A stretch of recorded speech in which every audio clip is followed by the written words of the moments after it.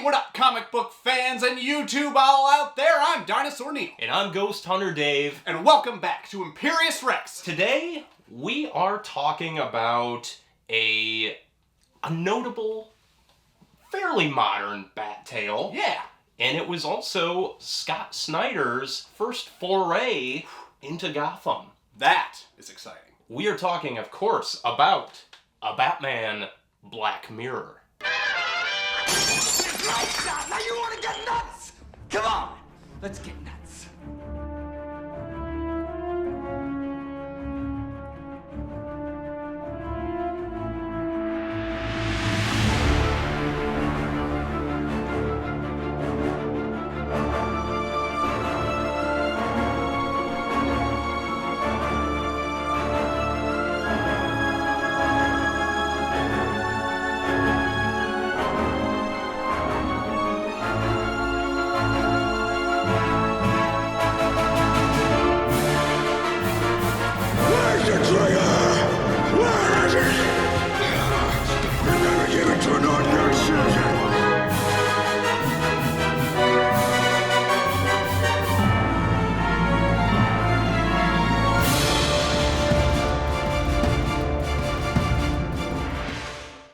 So Batman, a Black Mirror, is a collection of Detective Comics issues from the one and only Scott Snyder. Drink for how many times we misspeak and call him Zack Snyder throughout this. I'm just throwing it out there right now. I feel like I'm going to do it often. Because I'm sure he would be disgusted by it. Yes.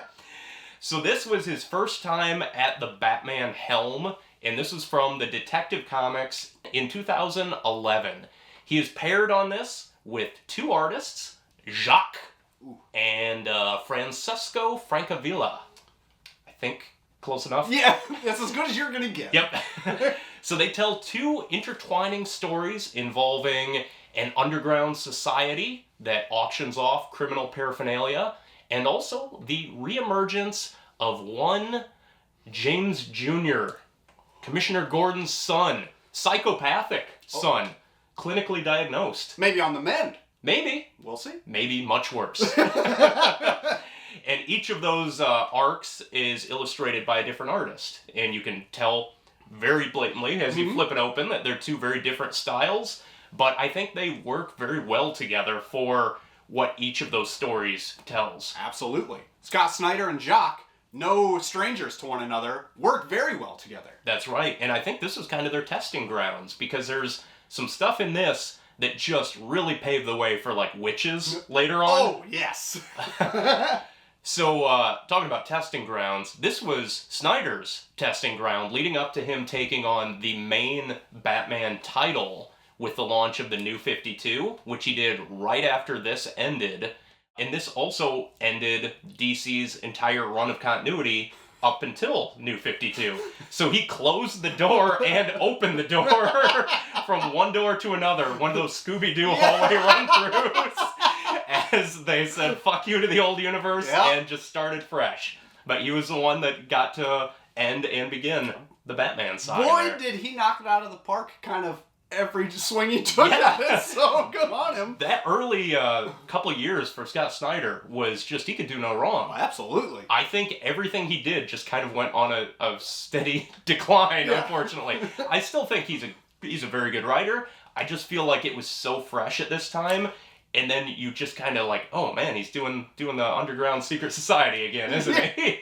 He's really into the Gotham architecture. Snyder's gonna Snyder. He's gonna snide. So, this is also notable because this is a Batman story featuring Dick Grayson as Batman, because at this time it took place during Morrison's run on the main Bat titles.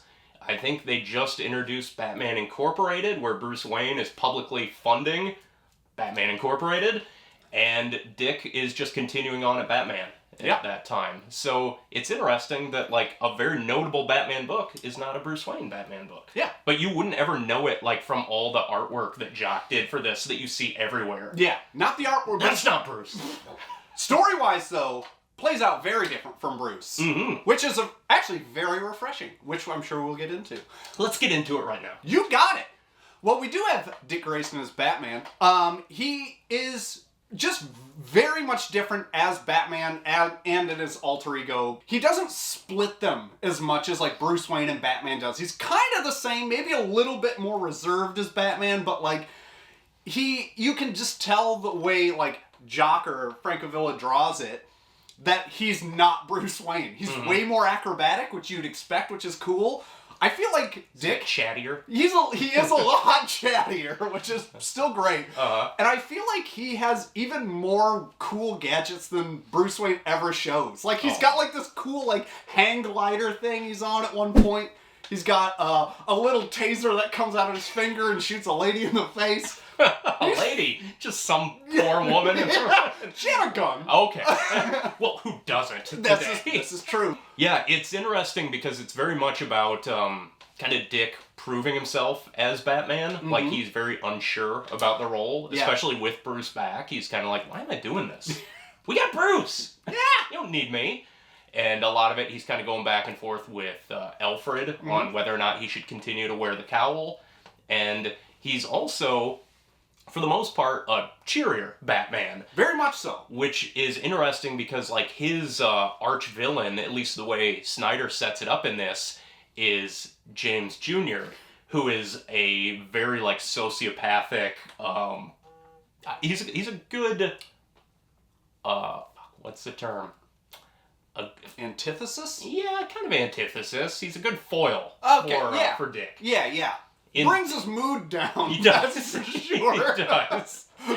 We talked a lot about the Snyder tropes that make some appearances in this, and this is chock full of them if you know what to look for. This is the first time out of the gate, so like we weren't making a checklist at this point, but they're all there. We've got lengthy diatribes about historical architecture of Gotham, secret cabals, obsessions with birds. Oh, yes. There's even an Easter egg of an owl flying along the skyline that apparently he told Francavilla to put in there because he's going to do something with it later. There's demonic hallucinations, brutal serial killer antagonists. Just knowing what you get from him later, you can just look back and be like, oh yeah, this is his bread and butter. He's old Johnny Appleseed planting them seeds deep. Yeah. But at the time, this was like a really unique, fresh take on Batman. Oh yeah. Like, I don't think I was reading a lot of Batman at this time, but I know it was different than most Batman. You know, it was like more of the detective angle, which makes sense being in Detective Comics. Yes. But just a very sinister, evil feeling throughout. Yeah. And a lot more like crime and investigation based than like a superhero story. Yeah, all your main supervillains too were kind of your, I don't know, your more mind guys. There wasn't the big brawlers or anything really like that. So yeah, kind of fit the trope. Yeah, yep. And you can tell he's trying to make some antagonists for Dick, because other than like Joker makes an appearance, which he's used very well in this. Yeah. There's a lot of just new creations. Yeah. None of them really have any staying power, No. But you can tell he's trying something different. Yeah.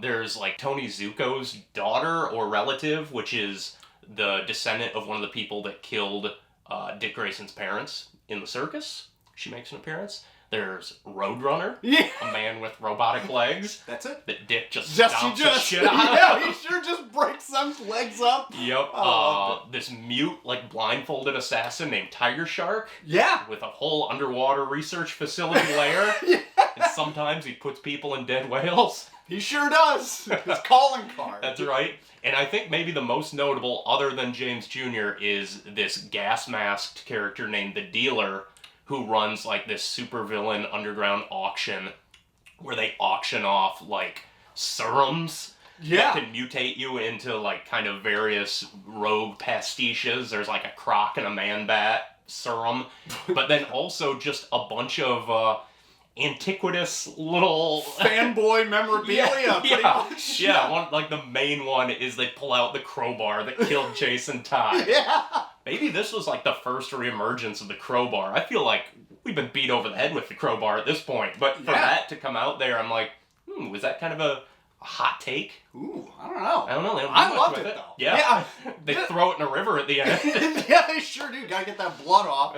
I actually really enjoyed that segment of the story, and I was kind of hoping they did more with it. But throughout the book, they actually didn't touch on a lot more of that. But like, no, it is the titular Black Mirror of this collection, and it's only the first 3 issues. This whole book is kind of like 3 story arcs, I would say. Yeah. And that's the first one with Jock on the art duties, and it kicks off in a pretty fast-paced world of the shady supervillain underground. Mm-hmm. And then it also wraps up just as quickly. Yes, it does. But there is a pretty good moment where Dick has to infiltrate the auction to kind of get a lead, and he goes in disguise. Typical Batman disguise, puts on a mustache. Oh, yeah. He patches Malone, I was just going to say patches, and is immediately found out. Yeah. Like, they knew from the beginning that he comes in and is like, well, we're killing you now. You're... They douse him with some drug, and he goes into these crazy hallucinations, which, as we talked about, kind of an early glimpse of what Snyder and Jock are going to cook up later on. But yeah, this book has some great visuals, very different from kind of the normal Batman stuff at that time. Absolutely. And Jock, his capes on Batman, just incredible. And the way he just draws... like, I keep wanting to call him Robin. The way he draws Dick in the bat suit, either like the one main cover issue where he's got like the cape held back behind him or whatever. Tapered at the waist. Always tapered. A little hourglass physique. He looks so good. Yeah, a lot of really great splash pages of him like just leaping into action. Yeah. Very like minimalistic. Yeah. Sketchy. And accentuated by some great colors by, I think it's David Barron, who has worked with them in the past too. But man, like, those red skies over Gotham, I fucking love. Yeah. Like, kind of black and white and gray color tones on everything but the sky really kind of brings to mind the animated series color palette. Incredible. Real good stuff. Yes, it is. So talking about Jock, also draws an amazing Joker cover that has gone down kind of in history. It's that one with the bats making up like the eyes and the hair and everything. It feels like it's become a part of the Bat consciousness. Like you see that cover a lot. You see it on phones and shirts and shit. Yeah. So it's cool that came from this run. Yeah. He draws a gross mouth. He does draw a gross mouth. So one other thing I really enjoyed about this is that Wayne Enterprises creates a state-of-the-art forensics lab over the course of, like, before the first issue of this, I think. They make it for the Gotham City PD. Yeah. And the PD pretty much just refuses to use it out of spite. Yeah. Like, they're just we ain't going there. We don't need their help. It is I love that quality of GCPD, too, because it comes up in other books, too, that I'm sure we'll be talking about. But Gordon uses it almost just to humor Dick. Yeah, at this point, he's like, well, I know you put a lot of money into this. Like, maybe run this print? Yeah. Yeah. So, like, Dick just does whatever he wants in there, essentially. Yeah. He gets just looking up old girlfriends. Oh, yeah. Looking up what's in a whale. I did find that funny. They got a whale in that room. Someone got a whale in the bank. And then they toted it to the forensics lab. How do you do that? Only Tiger Shark knows. That's right. And he ain't talking. No. Because he's mute. It's true. I think. I don't know. I think he's blind. Is he capable of anything? We don't know. Getting whales where they're not supposed to be. That's what he's good at. That is what he excels at. And honestly, that's why they call him Tiger Shark. I would take a man who can have a freeze gun over a guy who can we'll put a whale in any building any day. I don't know. Think of some of those odd spots that a whale. You want a whale in your house? You want a whale? Or would you want to get frozen? I'd rather be frozen. Yeah, I mean, that whale's gonna stink. Yeah. How are you gonna get that to the forensics lab? Exactly. So, this isn't just whales and... I was gonna say whales and hookers. So there's more to this book than whales. There is also the other plot line, as we talked about. James Gordon's son returns to Gotham. Yeah. Full-grown adult at this point. A young man. Mm-hmm. And, correct me if I'm wrong, I don't think we've seen this James Jr. since his maybe one and only appearance in Batman Year One from Frank Miller, where he gets thrown off the bridge at the end as an infant, and Bruce saves him. Yeah? And I don't think they've ever mentioned that he has this this other boy locked away at the bottom of a bridge. They somewhere. never talk about it ever No. again. No, Gordon is like, man, what? Because he's feeling guilty because he knows something's up with him. He's like, they know he's kind of like a sociopath, but they don't know the extent of like, is he also a serial killer? Yeah. But there's a lot of hints. There sure are. And Barbara, like, is like, you better not talk to him. Like, she knows, she might be on the up and up or something, but like... She knows something's rotten. Yeah. Not just that whale. Not the whale in the bank. Oh, boy. But yeah, James is interesting because he is just this cold, remorseless serial killer who is very normal on the surface. And I think that's like a Scott Snyder thing, that he just likes showing like the gross underbelly of like the normal society. We should check on Scott Snyder. We should check on Scott. Have Zach. Yeah, Have Zach. have his brother Zach do it. By all appearances, James seems like a normal dude. He looks like Kevin from Sin City. Yes, he does. He looks a bit like Scott Snyder, if I can be honest. But Gordon, Commissioner, feels like something's up. There's been a lot of hints that he's not all on the up and up. And as we learn more and more about him, we realize that he is in fact a psychopathic killing machine. Oh yeah. And he thinks that he is a better person for it because he feels that empathy is like a weakness. And he wants to poison the baby formula. Oh, classic Gotham trope. And he might. We don't really know by the end of it. We and don't. He wants to dilute like some kind of drink that all the babies are exposed to that could push like sociopathic tendencies to develop in them. And by the end of it, like, we don't know. And he's like, I guess maybe check back in 10 or 20 years and see how Gotham's looking. I'm like, ooh, that's pretty dark. Yes, I'm surprised Scott hasn't ever followed up on that. Never given the chance. Just you have no idea. Like, in continuity, Batman has still only been around for 5 years. So yeah, this is true. It'll be like 700 years before they get to that part in the comic. This is correct. I like the interesting wrinkle that, like, James Jr. and Dick were, like, acquaintances in high school. I don't want to say friends, but, like, Dick wasn't mean to him in school. Right. And, like, they had some kind of bonding experience And over Gordon that. hates him for it. Yeah, I know. You're too empathetic. Yeah. You're weak. Yeah.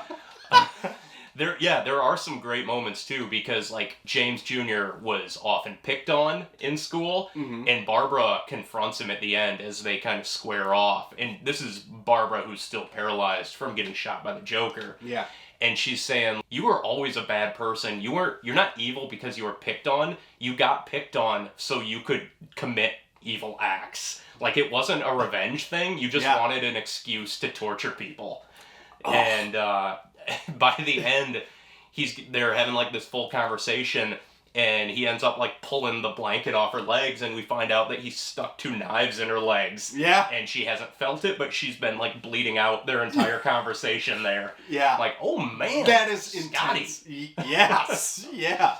And as it culminates, she knifes him in the eye, and then as he's escaping, Commissioner Gordon, shoots his legs out, and before he can fall off a bridge, kind of recreating that pivotal moment as a child, Gordon catches him, and he says, like, no, I'm not letting go of you. And we don't quite know what's going to happen after that. That's pretty much the end of that. I know this character pops up later on, but I don't feel like it's ever as impactful as what Snyder kind of kicks off with him here. Yeah. But I think he becomes kind of a foil for Batwoman, or Batgirl, in that New 52 run. Okay. Yeah. That kind of makes sense, I guess, but... You want to talk a little bit about Joker? He's used sparingly in this. He basically escapes from Arkham and tells this horribly chilling story as he's escaping, where he gets wheeled in like a Hannibal Lecter mask and everything, and he's just laughing about, let me tell you a funny love story about this doctor and his wife. And his wife would scream and scream in pain, and she had multiple sclerosis. And just goes on, and the doctor is right there. He's telling the story about the doctor.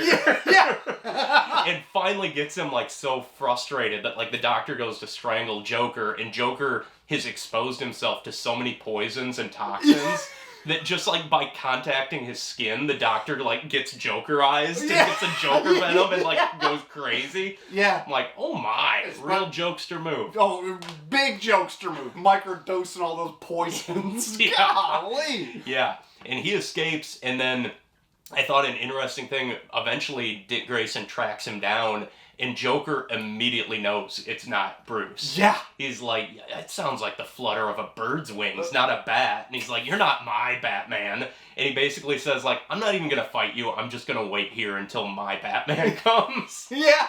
Which is awesome. Like, Yeah. the perfect Joker thing to do. Mm-hmm. One other thing I wanted to mention, just the diabolicalness of Scott Snyder's writing. Just, like, you get a window into this man's mind where he's talking about some of the cruel things that James Jr. did. And there was this, like, girlfriend of Barbara's that made fun of him, called him, like, Four Eyes at one time. And then later on they found she got, like, her face slashed. And they know it's James because of just, like, how sinister it was done, to the point where, like, they cut her with 2 razors so you couldn't stitch it without opening up the other wound. And she's like, that's just you. You're just horrible. Like, you just did it to torture somebody. Like, there was no revenge in it. It's just awful. Just a sicko. Just a sicko. Big sicko. So, yeah, after that, Scott Snyder would go on to really only write Batman for, like, another decade. Yeah, this is true. So he did that with Greg Capullo, the main New 52 title, for a long time. Right. And right before that, in the midst of this, he co-wrote a miniseries called Gates of Gotham with Kyle Higgins. Ooh. And that one, he really got to flex his Gotham boner, because it's about a guy that wants to blow up all the historical monuments of Gotham.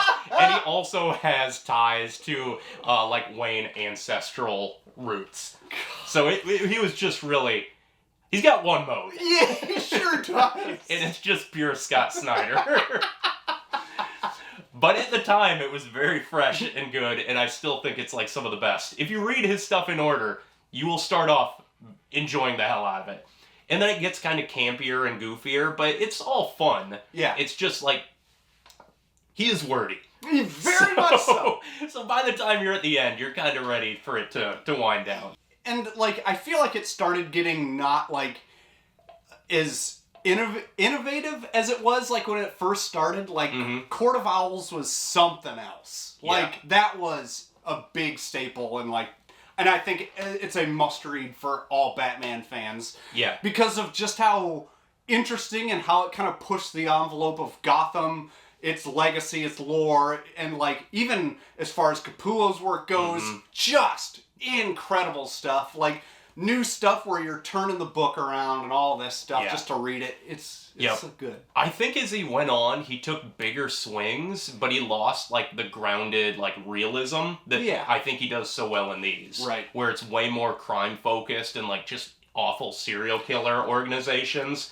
And as it goes on, it's, like, Gordon in a Batman mech suit, like, fighting giant villains. I'm like, it's still fun, but, like, it's not this. Yeah. Which I guess he's covered all corners of the globe in his Bat run. So, like, if this isn't your thing, maybe that is. Yeah, If that's not, this probably is. So he's got a little something for everyone, I guess. Sure does. And overall, pretty great run, Absolutely. all things considered. Absolutely. After we just dogged on it, Yeah. it's still real good. It's still really good. So what did you think of Batman Black Mirror? What did you think of Netflix's Black Mirror? Is it the Twilight Zone of the modern era? Is Batman even in it? No. No. But let us know in the comments down below what you think of Batman Black Mirror. Do you like Dick Grayson's Batman? Do you like Jock on Art? You should. So I think that'll probably do it. Yep. For this episode. It feels good to be back. Feels good to be back. If you'd like to support the show, you can find our Patreon, where there's a multitude of tier levels with various rewards. Yeah. The gift that keeps on giving, of course, is the IMPERIUS REX Discord. Oh, yes. Where we have a wonderful community. We're talking about comics and other things all day long. That's right. Very little work is getting done anywhere when This is correct. the Discord is open, but it's a very good time, and we'd love to have you there. Absolutely. If you'd want any of our IMPERIUS REX merch, we do have a Redbubble account. Check it out. You can get cool coasters such as these with stuff. We also got shirts, throw pillows, clocks, you name it. it's on it. That's right. Boner's back, baby pins. You got shirts, it! stickers. Oh, man. Whatever. And this Imperius Rex coloring and activity book that we put together. Real hot. Oh, yeah. Real spicy. Yeah. Some great stuff here. Oh, excellent stuff. Yeah. So, if that's your bag, baby, you know where to find us. But until next time, I've been Dinosaur Neil. And I've been Ghost Hunter Dave. And we are Imperius Rex.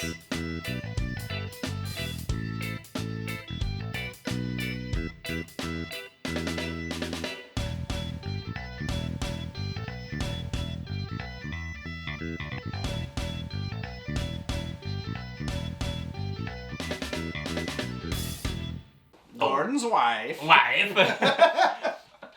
So there's more to this book than whales. Yes. Trying to think of Guess something. not. No, maybe there's not. All right.